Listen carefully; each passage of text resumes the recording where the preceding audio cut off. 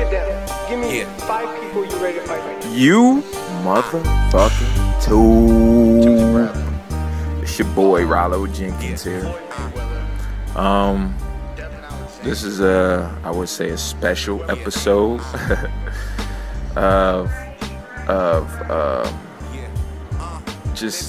this is just an interview that was recently done. It was on a podcast,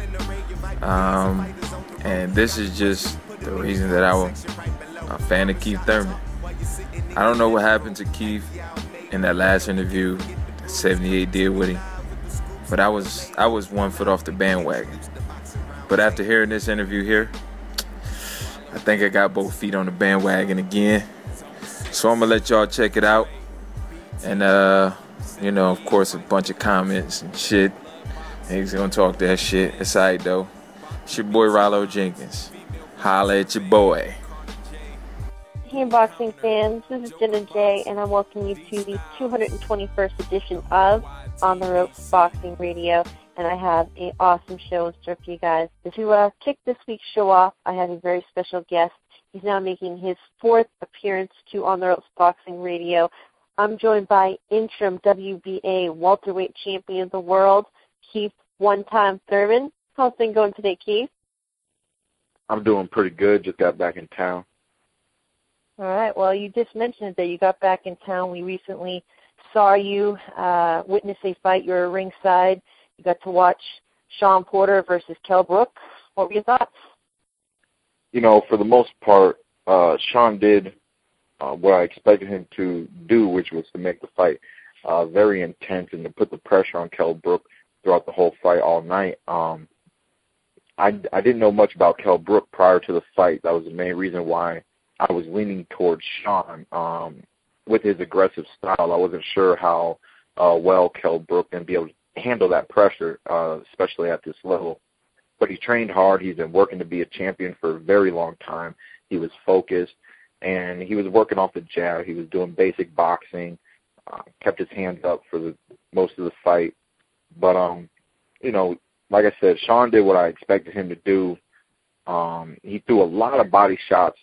I guess he was having a hard time setting up the head. I feel like Sean's punches were very similar to Maidana's. They were coming from all different angles, and they were constantly coming, but a lot of them were smothered, and for the most part, the judges saw that they were ineffective punching, which is why Kell Brook got the victory, even though one judge did have the fight a draw, so he was giving Sean credit for the pressure and the output that he put in that fight. Kell Brook showed me he could read movement. He has great straight punches. I think Kell Brook could have went to the body a little more in that fight himself, and I also think he could have thrown a few more hooks, but he did what he needed to do to win the fight. It was a pretty decent fight of world-class boxing the other night. All right. Well, talking about the fight there, Keith, obviously, you've had an inside look now. You've seen Kell Brook. Is that the type of fighter you would like to see yourself in the ring with sometime? Definitely. I like his poise. I like his attitude, his dedication to the sport, his will and drive to be a champion. I believe he called me out. We can make that fight happen easy.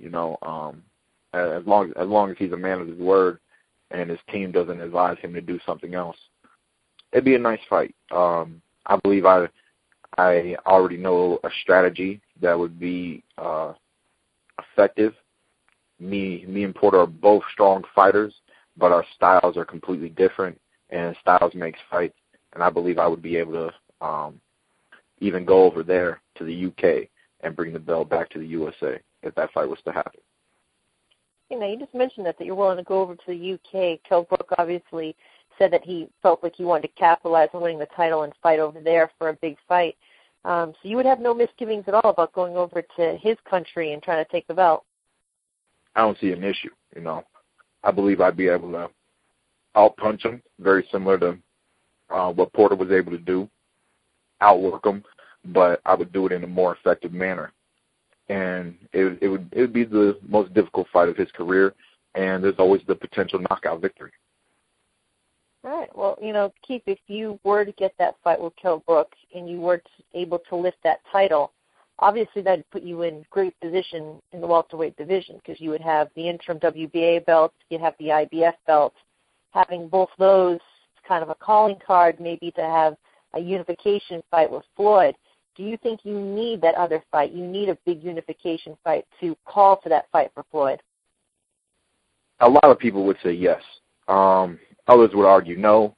Technically, I'm mandatory. I have the number one position.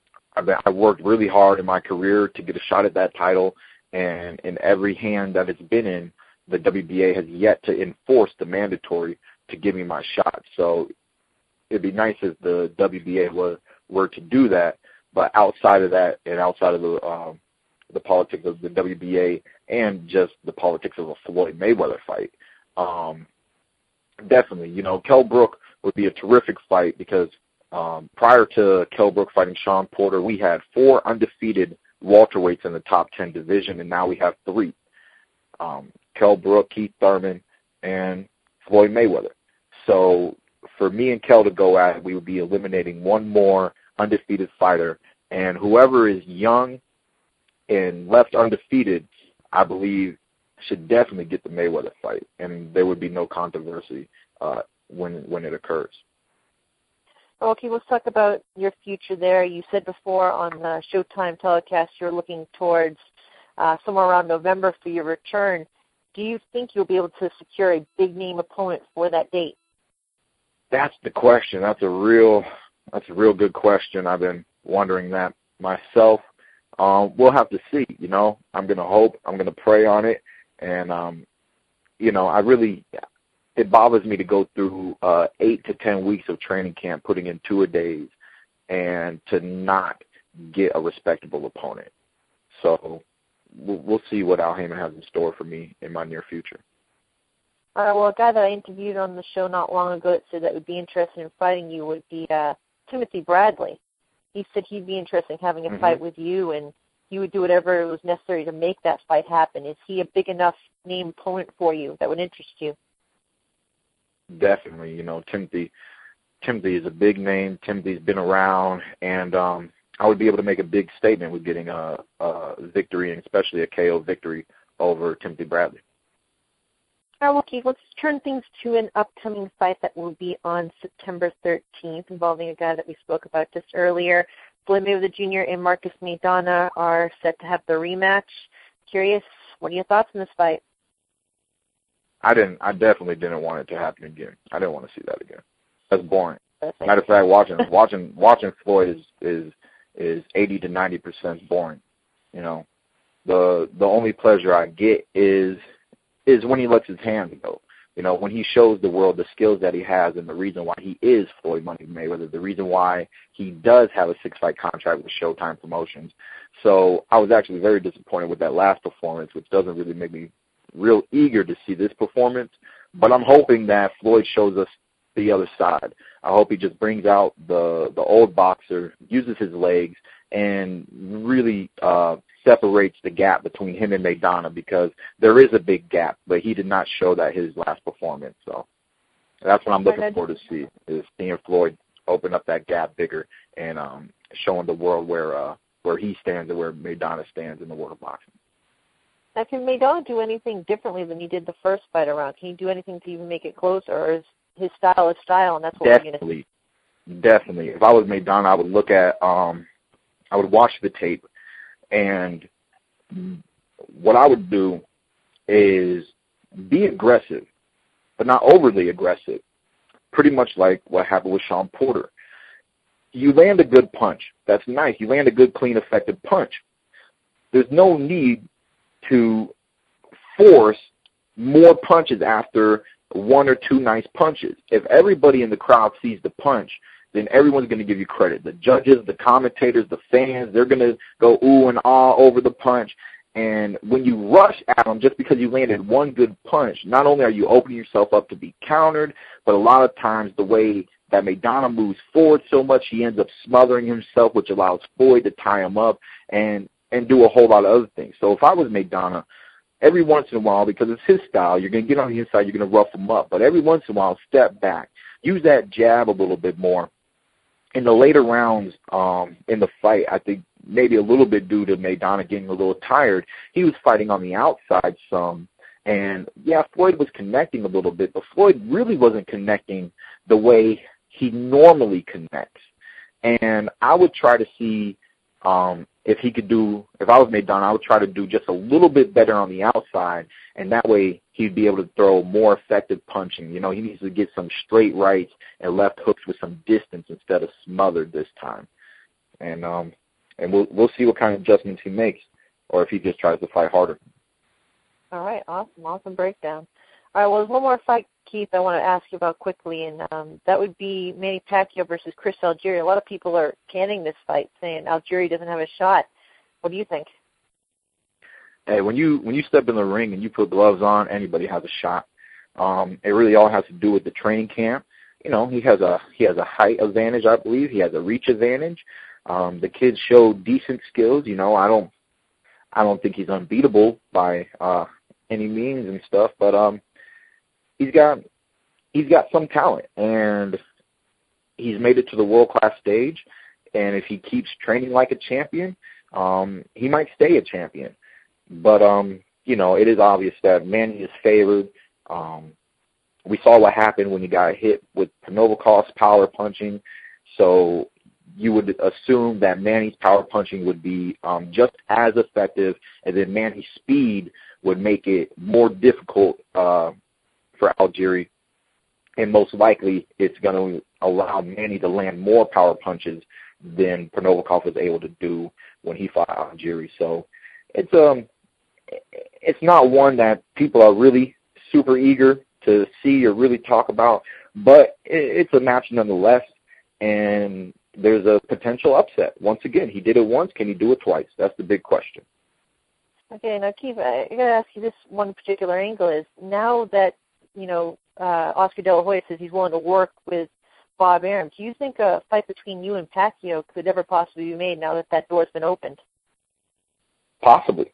You know, we'll have to see. Pacquiao's yet to fight a Golden Boy fighter. I don't know how many more fights Pacquiao really plans on having in his career. I haven't really heard of him talk about retirement or anything like that, but I still don't know what Pacquiao plans on doing with his future. Right now, I see myself possibly getting a Timothy Bradley fight with one of Bob Arum's fighters before possibly getting the Manny Pacquiao fight. But you never know how it's truly going to go. Oh, Keith, you know, you had the shoulder injury. How's that going with that? And do you think you'll be 100% by the time you get back in the ring? Yeah, I've consulted a specialist, and he told me that for the most part, nothing's torn. It doesn't seem to be a major issue, but it was enough to pull back from the September date, and we're looking to get back in October, November. I've been doing therapy with bands, stretching, and just doing everything that the doctor recommended so that I can have a speedy recovery, get back in the ring, and give you guys the action-packed fights that you guys enjoy. All right, well, Keith, last question. You've got a lot of fans, supporters, people that follow you around the world. Is there any message you want to pass along to all the Keith One-Time Thurman fans? Just thank you for all your love and support.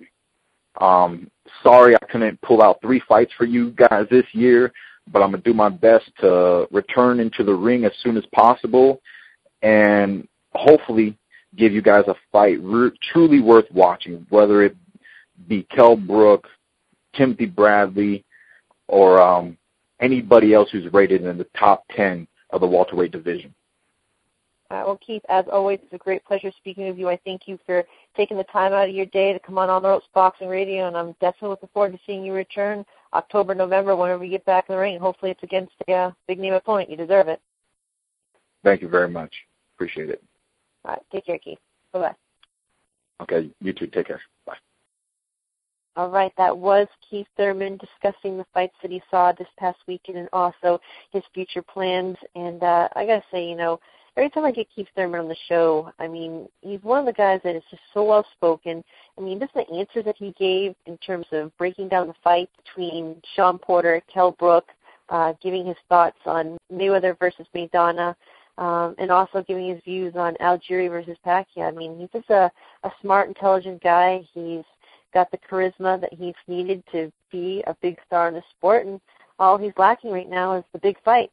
I mean, that's what he's been lacking so far in his career. That's what he hasn't had.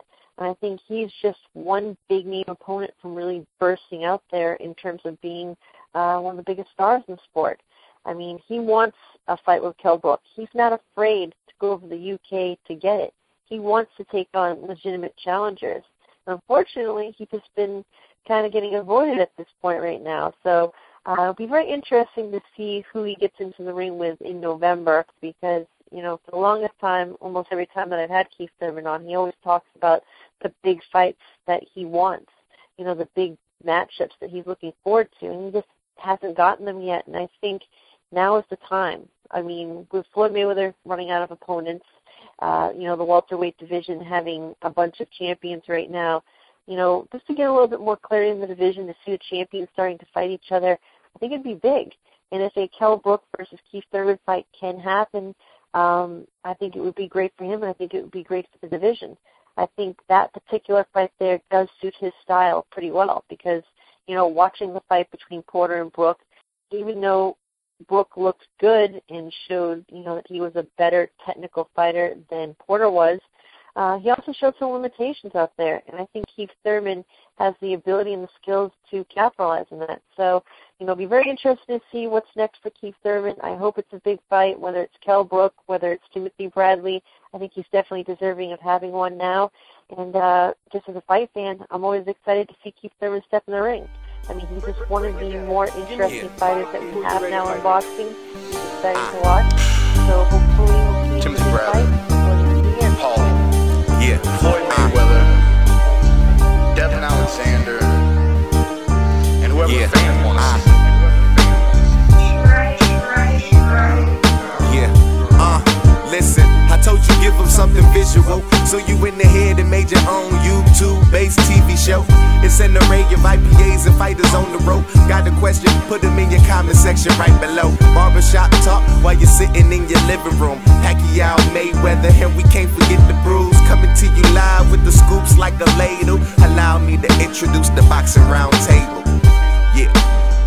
Rollo Jenkins, boxologist, Zone 6, Dre, BT.